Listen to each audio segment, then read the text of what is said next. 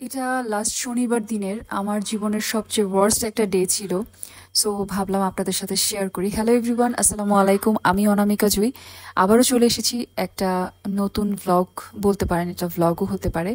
So সেই দিন শনিবার দিন বেসিক্যালি আমার স্কেডিউল ছিল সকাল 9টার সময় একজন ক্লায়েন্ট আসবে মেকওভার করার জন্য, পার্টি মেকওভার, অ্যান্ড দেন 10:30টার সময় একটা স্টুডেন্ট, তারপরে হচ্ছে বিকাল 4টা একটা স্টুডেন্ট।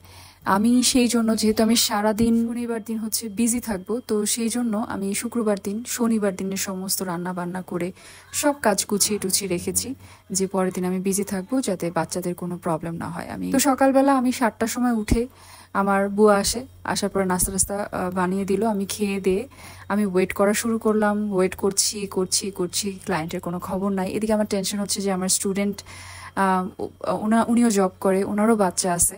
সো ওনার ওদিক থেকেও উনি বলেই দিয়েছিল যে আপু আমরা একটু যেন সকাল সকাল করি, তাহলে আমার জন্য একটু সুবিধা হবে, কারণ আমার ছোট ছোট বাচ্চা আছে আর আমি অফিস করি। সো আমার ঝামেলা হয়ে যাবে তা না হলে আমি যদি দেরি করে স্টার্ট করি, কারণ দেরি করে স্টার্ট করলে ওদিকেও দেরি হয়ে যাবে। তো আমার স্টুডেন্টটা আলহামদুলিল্লাহ সেদিন যাকে আপনারা এখন স্ক্রিনে দেখছেন, উনি যথেষ্ট কোঅপারেটিভ ছিলেন। কারণ আমি মানে উনি বাসায় থাকা অবস্থায়, মানে আমার ক্লায়েন্ট বাসায় থাকা অবস্থায় আমি ক্লাস স্টার্ট করে দিয়েছিলাম। বললাম, মানে আমার স্টুডেন্টকে বললাম যে আপু আমি একটু পরে তারপরে আবার ইয়ে করি, মানে এরকম জটিলতা আমার সেদিন গেছে। সো কি বলবো আর। সো সেই মানে ক্লায়েন্ট যেখানে 9টায় আসার কথা, সেখানে 10 মিনিট 20 মিনিট না, সে এসেছে 10টা 4-এ। যখন আমার বাসায় ঢুকে 10টা 4, অ্যাটলিস্ট আমার তো একটা মেকওভার করতে অ্যাটলিস্ট 1-1.5 ঘন্টা তো লাগবেই। তো ওনাকে রেডি করতে করতে আমার 11:30 বাজে। সো 10:30টার স্টুডেন্টকে আমি 12:30টার সময় গিয়ে ক্লাসটা স্টার্ট করি। বুঝেন আমার অবস্থা, আমার আমার মাথার অবস্থা, মানে আমার মাথা কিরকম গরম হয়ে গেছিল। এবং 4টার যে স্টুডেন্ট, সেটা তো আমি ক্যান্সেলই করছি, ইনস্ট্যান্ট ক্যান্সেল করছি। সেটা ক্যান্সেল করে আমি ফ্রাইডেতে নিয়ে গেছি। বাট দ্য ফ্যাক্ট ইজ যে আমি আমার মতো যে সহজ সরল লেস বিশিষ্ট একটা মানুষ, যে কিনা মানে মানে খুবই ভালো মানুষ, সাধারণত মানুষের সাথে চেতাচেতি রাগ এই জিনিসগুলো করে না।